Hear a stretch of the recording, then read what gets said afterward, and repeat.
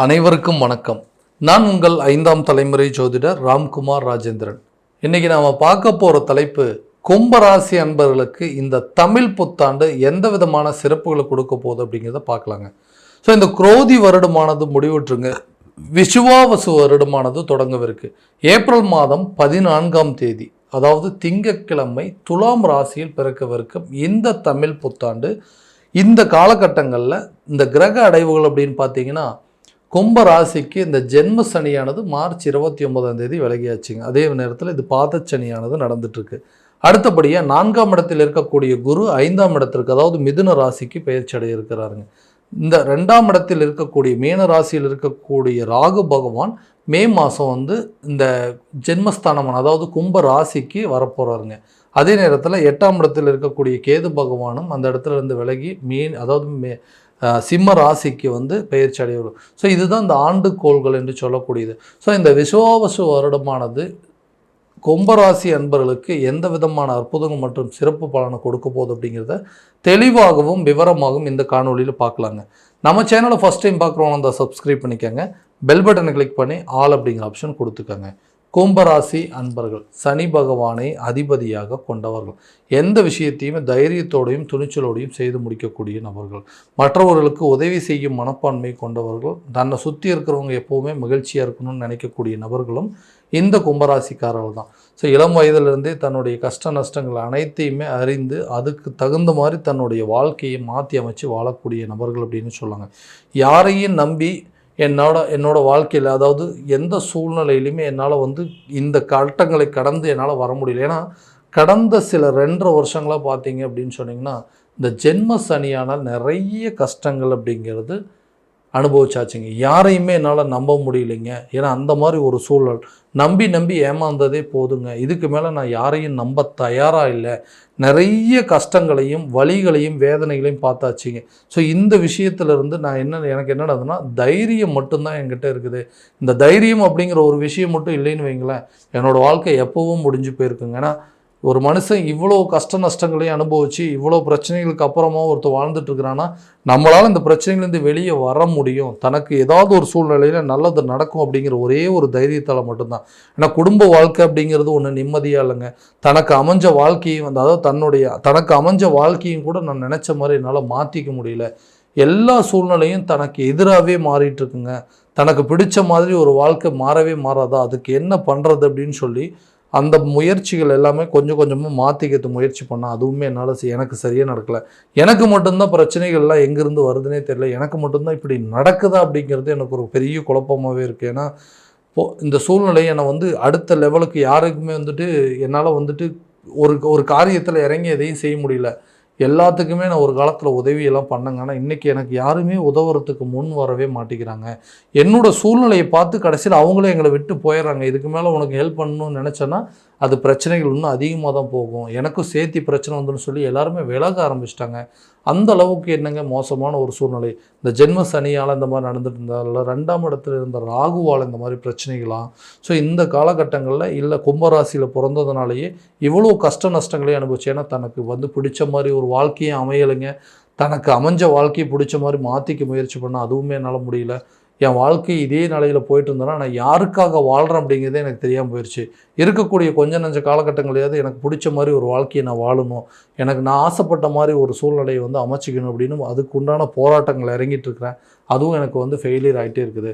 So இந்த நிகழ்வுகள் மாறக்கூடிய காலகட்டங்கள் எப்போ அப்படின்னு கேட்டிங்கன்னா, கண்டிப்பாக இது எல்லாமே மாறப்போகுதுங்க. ஏன்னா பொருளாதார ரீதியாகவும் சில விஷயங்கள் அப்படிங்கிறது மாற்றங்களை கொண்டு வரக்கூடிய காலம். அதாவது உங்களுடைய ஜென்ம சனியானது உங்களை விட்டு விலகிங்க, பாதச்சனியானது தொடங்கவிருக்கு. ஸோ இந்த காலகட்டங்களில் நிறைய மாற்றங்களை கொடுக்கக்கூடிய ஒரு காலகட்டம்னே சொல்லாங்க. அதாவது பொருளாதாரத்தில் நிறைய மாற்றங்கள், பெரிய முன்னேற்றத்தை கொடுக்கக்கூடியது. ஜென்ம சனி விலகல் உங்களுக்கு அவ்வளோ கெடுதலை கொடுக்காதுங்க. ஏன்னா அது நல்ல ஒரு பலனை மட்டும்தான் கொடுக்கும் அப்படிங்கிறது மிகப்பெரிய ஒரு ஐதீகம்னே சொல்லாங்க.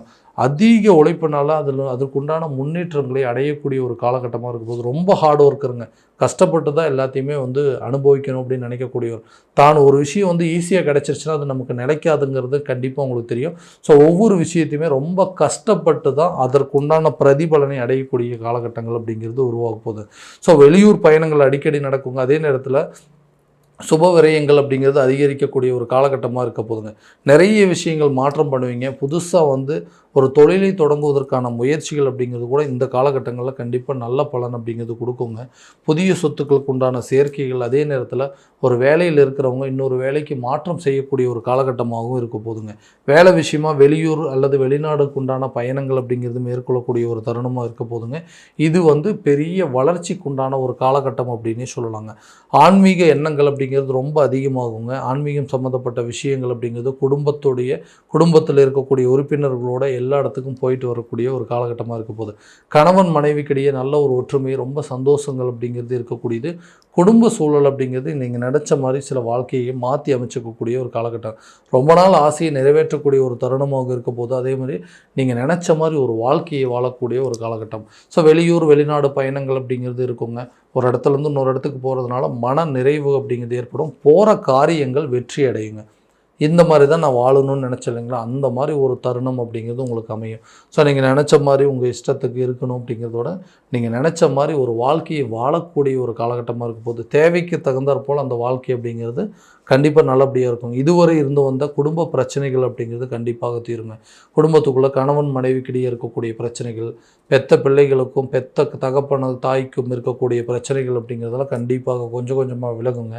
மன நிறைவு, மன நிம்மதி அப்படிங்கிறது ஏற்படும். எதுக்கெடுத்தாலும் ஒரு குழப்பமான புத்திங்க. தன்னுடைய ஜென்மஸ்தானத்தில் இது வரைக்கும் இந்த சனி உட்காந்துட்டு இருந்தாலும் தன்னால் அடுத்த அடியை எடுத்து வைக்கவே முடியல. எதையும் என்னால் யோசிக்கவே முடியல. எப்போ பாரு ஒரு கலவரத்தில் இருக்கிற மாதிரியே இருக்குங்க. எந்த விஷயத்தில் ஈடுபட்டாலும் அது சரி பெரிய பிரச்சனையிலேயே போய் முடிஞ்சிட்ருக்கு. வம்பு வழக்கு பிரச்சனையாக இருக்கட்டும், கோர்ட்டு கேஸ் பிரச்சனையாக இருக்கட்டும், சட்ட ரீதியான சில பிரச்சனைகளாக இருக்கட்டும், எந்த விஷயத்துலையுமே என்னால் அடுத்த ஸ்டேஜுக்கு வந்து மூவே பண்ண முடியாத அளவுக்கு இருக்குது. ஸோ அந்த வம்பு வழக்கு பிரச்சனை, கோர்ட்டு கேஸ் எல்லாமே உங்களுக்கு சாதகமான தீர்ப்புகள் வரக்கூடிய காலகட்டமாக இருக்கும் போதுங்க. நீங்கள் வேலை செய்கிற இடத்துல வந்து இடம் மாற்றங்கள் அப்படிங்கிறது கண்டிப்பாக இருக்குங்க. சில முடிவுகள் வந்து ரொம்ப தெளிவாக எடுக்கக்கூடிய காலமாக இருக்க போது. வேலையில் நல்ல மாற்றம், பதவி உயர்வு, சம்பள உயர்வுடன் கூடிய சில அமைப்புகள் அப்படிங்கிறதுல உருவாகுங்க.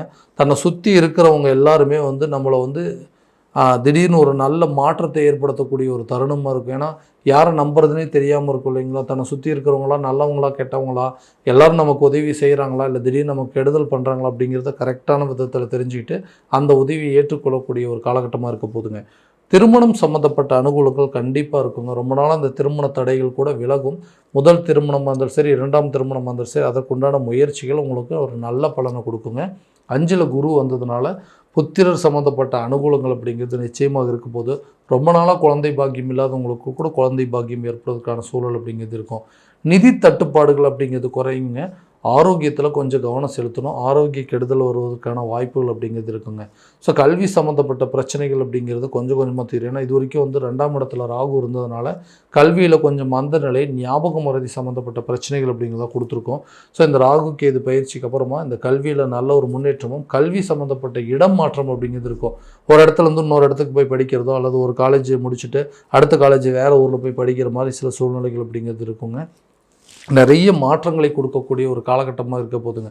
இந்த விஷயங்கள் இவ்வளோ நடக்கக்கூடிய ஒரு காலகட்டங்களில் கல்வி சம்மந்தப்பட்ட விஷயங்களோ, இந்த கணவன் மனைவிக்கிடையே இருக்கக்கூடிய பிரச்சனைகள் எல்லாமே தீரக்கூடியது, எல்லா விஷயமும் நல்லாயிருக்கும். ஆனால் இதே நேரத்தில் தேவையில்லாத கோபங்கள் அப்படிங்கிறது அதிகரிக்கும். டென்ஷன் அதிகமாகும். ஏன்னா 6ஆம் இடத்துல நீச்ச கிரகமான செவ்வாய் பகவான் சஞ்சாரம் பண்ணுறதுனால தேவையில்லாத விஷயத்துக்கு கோபம் வருங்க. ரத்தம் சம்மந்தப்பட்ட பாதிப்புகள் அப்படிங்கிறது வரும். நிறைய விஷயங்கள். அதே நேரத்தில் பார்ட்னர்ஷிப் சம்மந்தப்பட்ட விஷயங்கள் இருக்கக்கூடியவங்க இந்த நேரத்தில் வந்து பார்ட்னருக்குள்ளே எந்த ஒரு வாக்குவாதங்களில் ஈடுபடாமல் இருக்கிறது ரொம்ப நல்லதுங்க. இல்லைனா அந்த பார்ட்னர்ஷிப்பில் இருக்கக்கூடிய பிரச்சனைகள் அதிகரிச்சுட்டு பார்ட்னர்ஷிப்பை கேன்சல் பண்ணுற மாதிரி சில சூழ்நிலைகள் வருங்க. நண்பர்கள் மத்தியிலையும் பேச்சுவார்த்தைகளில் கவனம் அப்படிங்கிறது செலுத்தணும். ஏன்னா சின்ன யதார்த்தமான வார்த்தைகள் கூட பெரிய அளவில் உங்களுக்குள்ள ஒரு மிஸ் அண்டர்ஸ்டாண்டிங் ஏற்படுறதுக்கான சூழல் அப்படிங்கிறது இருக்குது. கணவன் மனைவிக்கிடையே பேச்சுவார்த்தைகள், தேவையில்லாத விஷயத்தை பற்றி பேசுகிறதோ, 3ஆம் நபர்களுடைய தலையீடுகளை பற்றி பேசுகிறதோ, அந்த நபர்களை பற்றி அதிகமாக பேசுகிறது, அந்த மாதிரி விஷயங்கள்லாம் இருக்கவே கூடாது. ஏன்னா இங்கே கணவன் மனைவிக்குள்ளே இருக்கக்கூடிய விஷயங்கள் 3ஆம் நபர்களுடைய தலையீடுகள் அப்படிங்கிறது குறுக்கீடுகள் ஜாஸ்தியாக இருக்குங்க. அந்த விஷயத்தை ரொம்ப வந்து தேவையில்லாதது போட்டு குழப்பிக்கிட்டு அதே ஒரு பிரச்சனையை வச்சு பேசுனீங்க அப்படின்னா இந்த நேரத்தில் கணவன் மனைவி பிரிந்து வாழக்கூடிய அளவுக்கு சில சூழ்நிலைகள் அப்படிங்கிறது ஏற்பட்டுருங்க. முடிஞ்ச வரைக்கும் தேவையில்லாத நபர்களுடைய தலையீடுகள் அப்படிங்கிறது குடும்பத்துக்குள்ளே கொண்டு வர வேண்டாங்க. அதை அவாய்ட் பண்ணுறது ரொம்ப பெட்டராக இருக்கும். அடுத்தவங்களை பற்றி பேசுகிறது அப்படிங்கிறது கொஞ்சம் குறைச்சிக்கோங்க. ஸோ ஆரோக்கியத்தில் கவனம் செலுத்துங்க. கல்வியில் நல்ல மேம்பாடு அப்படிங்கிறது கட்டாயமாக இருக்க போதுங்க. இந்த வரக்கூடிய காலகட்டங்கள் சட்ட சிக்கல்கள் எல்லாமே தீர்ந்து உங்களுடைய வாழ்க்கை தரம் அப்படிங்கிறது உயரக்கூடிய ஒரு தருணமாக இருக்க போது, இது வரைக்கும் உங்களுக்கு எதெல்லாம் கெட்ட பேர், எதெல்லாம் வந்து தேவையில்லாமல் அவப்பேரை உருவாக்கிட்டு இருந்ததோ அந்த விஷயங்கள் அப்படிங்கிறது கண்டிப்பாக மாறும். ஜென்மஸ்தானத்தில் ராகு வந்ததுனால பேச்சுக்களில் கண்டிப்பாக நிதானம் தேவை.